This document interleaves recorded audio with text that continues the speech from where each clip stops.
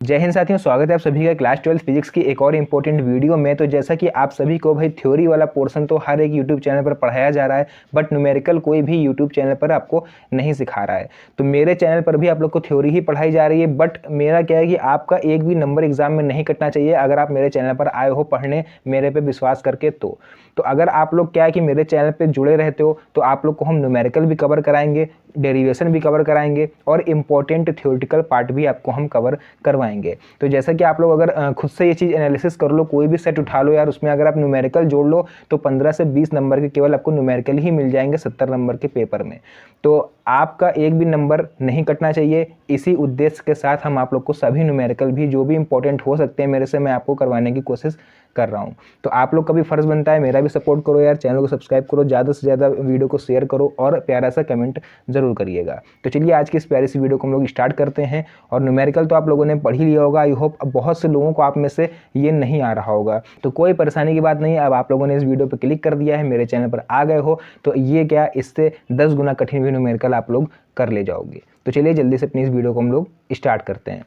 तो देखिए यहाँ पर पहला न्यूमेरिकल क्या है कि यदि वैद्युत क्षेत्र की तीव्रता यानी कि E हमको दी हुई है यहाँ पर 3 × 10⁻³ I। ठीक है, ये I क्यों दिया हुआ है? क्या करंट है क्या? ये एम्पियर नहीं। तो अगर आप लोग मैथ के स्टूडेंट हो, ठीक है, तो आपको ये पता होगा कि वेक्टर फॉर्म में अगर आप लोगों ने शायद चैप्टर पढ़ लिया हो अब तक, तो I J K वहाँ जैसे वेक्टर में यूज़ होता है वैसे ही यहाँ पर यूज़ होता है डायरेक्शन दिखाने के लिए। तो 3 × 10⁻³ I न्यूटन पर कूलॉम हो तो 10 सेंटीमीटर स्क्वायर। तो जहाँ पर स्क्वायर लग जाए, सेंटीमीटर स्क्वायर समझ लेना वो मेरा क्षेत्रफल है, यानी कि हमको उसको ए से डिनोट करना है, ए फॉर एरिया, है ना। तो क्षेत्र वाले वर्ग के एक्स वाई प्लेन, यानी कोई एक पृष्ठ है, एक्स वाई सरफेस नाम दिया गया है, से गुजरने वाले फ्लक्स की गणना कीजिए। यानी कोई एक्स वाई सरफेस है, उससे जो फ्लक्स गुजर रहा है उसकी हमको गणना करनी है। और साथ ही साथ एक और यहाँ पर बताया गया है कि यदि वर्ग को एक्स अक्ष से 60 डिग्री पर झुका दिया जाए तो फ्लक्स की गणना करनी है। तो भैया इसको हल्के में तो लेना मत कि सर ने ऐसे ही कुछ नोट कर दिया है। 2023 और 2024 आपको दोनों सेटों में ये देखने को मिल जाएगा। 2023 में भी आया हुआ है और 2024 में भी आया हुआ है। तो अब ये तो आपको क्वेश्चन पढ़ने से ही पता चल रहा होगा, क्योंकि ये एकदम से यूनिक क्वेश्चन है। ठीक है, एनसीईआरटी का है, ये भी हम बता रहे हैं, बट इसको सॉल्व कैसे करेंगे? तो देखो, सॉल्व करने का सबसे सिंपल तरीका ये है, सबसे सिंपल वे ये है कि ई यानी जो हमको दिया हुआ है पहले हम उसको नोट करेंगे, बाद में जो हमको निकालना है फिर हम उसको नोट करेंगे, फिर हमको अपने आप पता चल जाएगा भैया कि कौन सा फॉर्मूला इसमें यूज़ होना है। तो सबसे पहले जो दिया हुआ है उसको हम नोट कर लेते हैं। तो वैद्युत क्षेत्र की तीव्रता यानी कि हमको यहाँ पर भैया ई दी हुई है 3 × 10⁻³ ये दी हुई है। आई भी लिख लेते हैं भैया, दिया हुआ है तो क्लियर है। चलिए, उसके बाद हमको एरिया दिया हुआ है 10 सेंटीमीटर स्क्वायर। और बच्चों यहाँ पर एक चीज़ ध्यान रखना कि एरिया हम लोग कभी भी सेंटीमीटर में नहीं रखेंगे फिजिक्स के न्यूमेरिकल्स में मोस्टली। तो इसको अपन लोग क्या करते हैं, इसको हम लोग भैया मीटर में चेंज करते हैं। मीटर में चेंज करने के लिए हमें यहाँ पर क्या करना है, 10 × 10⁻⁻4 करना पड़ेगा, तब यहाँ मीटर स्क्वायर होगा। -2 हम लोग यहाँ पर कर देते तो वो तो केवल एक बार मीटर में होता है। 10 सेंटीमीटर स्क्वायर लिखा हुआ है, यानी ऐसे समझो आप लोग, जैसे 10 सेंटीमीटर लिखा हुआ है यहाँ पर, 10 सेंटीमीटर, इसको मीटर में चेंज करना है तो हम लोग लिख देते हैं 10 × 10⁻⁻2 मीटर, है ना। लेकिन यहाँ पर भैया स्क्वायर है, ये भी तो देखो आप लोग। तो हम लोग यहाँ पर 10 × 10⁻2 × 10⁻2 यानी 2 बार करेंगे, तब ये हो जाएगा 10 × 10⁻4। तो वही हमने यहाँ पर लिखा हुआ है और मीटर स्क्वायर लिखा हुआ है। क्लियर है यहाँ तक? चलिए, उसके बाद भैया फॉर्मूला आप लोग को याद होगा, अगर आप लोगों ने फ्लक्स वाला फॉर्मूला थोड़ा बहुत पढ़ा हुआ है। क्या होता है? फाई इक्वल टू होता है ना E.dA, याद आया? E.dA कॉस थीटा होता है, बट यहाँ हमें कॉस थीटा का यूज़ अभी नहीं है तो हम इसको अभी नहीं लगाते हैं।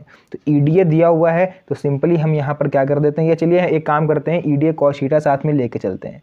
EDA कॉस थीटा ये होता है मेरा पूरा फॉर्मूला, मैंने नोट कर लिया। तो फाई हमको क्या करना है, निकालना है ना। बोला है ना फ्लक्स की गणना करो, इसमें भी और ऊपर भी बोला है फ्लक्स की गणना करो। सबकी वैल्यू रखते हैं, ई की है 3 × 10⁻³ आई, है ना, आई भी लिख लेना भैया साथ में, मल्टीप्लाई ए है हमारा 10 × 10⁻⁻4 एंड कॉस थीटा यानी कि हमें यहाँ पर एंगल कितना दिया हुआ है, 60 डिग्री। तो यहाँ हम लोग रख देंगे कॉस 60। क्लियर है यहाँ तक? चलिए उसके बाद हम लोग यहाँ देखेंगे एक काम यहाँ पर आपको क्या करना है, सुनो। जब यहाँ पर आई दिया हुआ है तो यहाँ एरिया को भी हम लोग आई कर लेंगे। एरिया को आई कर लेंगे मतलब इसका मतलब क्या हुआ, क्यों हमने एरिया को आई करा? भैया जब वैद्युत क्षेत्र की तीव्रता हमारी लग रही है ई करके है ना 3 × 10⁻³ आई, तो एरिया भी हम आई में कर लेंगे क्योंकि आई क्रॉस आई हमारा क्या हो जाएगा, 1 हो जाएगा। तो आप लोग चाहो तो इस आई को यहाँ रिमूव कर देना। यहाँ पर जैसे मैंने ये आई लिख लिया तो कोई ज़रूरत नहीं है, हमको केवल बताया गया था कि इस एक तरह से डायरेक्शन हमको बता रहा था आई की तरफ झुका हुआ है। तो आप लोग नहीं भी लिखते कोई बात नहीं, यहाँ भी मत लिखो और ये कहाँ गया आपका ये मीटर, इसमें भी मत लिखो, कोई दिक्कत नहीं, ठीक है। लिख लोगे तब भी कोई बात नहीं है। तो फिलहाल वो तो आई जो है मेरा आगे चल के जो है आगे कैंसिल हो जाना है। तो यहाँ पर थोड़ा कैलकुलेशन हम लोग करेंगे। तो 3 × 10⁻³ इंटू इसको देखो ध्यान से, यहाँ पर 10⁻1 बनना है इंटू 10⁻⁻4 और cos 60 की भैया वैल्यू होती है 1/2, ठीक है। उसके बाद हम लोग देखेंगे 10⁻³ और एक 4 यानी 3 × 10⁻4 इंटू 10⁻⁻4 मल्टीप्लाई बाई 1/2। अब बहुत लोग आप लोग सोच रहे होगे यार डायरेक्ट कर दीजिए, डायरेक्ट आंसर लिख दीजिए, हमको समझ में आ जाएगा। भैया आपको समझ में आ जाएगा, पर मेरा उद्देश्य ये है कि जितना भी कमज़ोर से कमज़ोर छात्र इस वीडियो को देख रहा है हर कोई आज सीख के जाए, ठीक है। तो देखो नेक्स्ट क्या है, ये 10⁻4 ये 10⁻⁻4 ये हो जाएगा मेरा कैंसिल। तो भैया 3 × 1/2 बचेगा और 3 को आप लोग डिवाइड करोगे जब 2 से तो भैया 5 = आंसर आपका आएगा 1.5 है ना, ये आएगा आपका answer.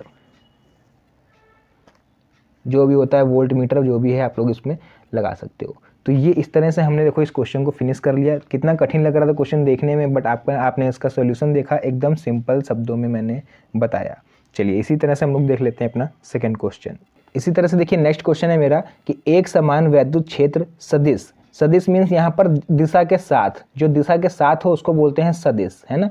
E = 2I + 3J - 4K में एक पृष्ठ के क्षेत्र 8J से गुजरने वाले वैद्युत फ्लक्स की गणना कीजिए। यानी वैद्युत क्षेत्र आपको दिया हुआ है, इसमें से 8J क्षेत्रफल है, तो इसमें से गुजरने वाले वैद्युत फ्लक्स की आपको गणना करनी है। तो फिर मेरा वही पुराना तरीका मेरा कि सबसे पहले जो दिया है उसको हम लोग साइड में नोट करेंगे।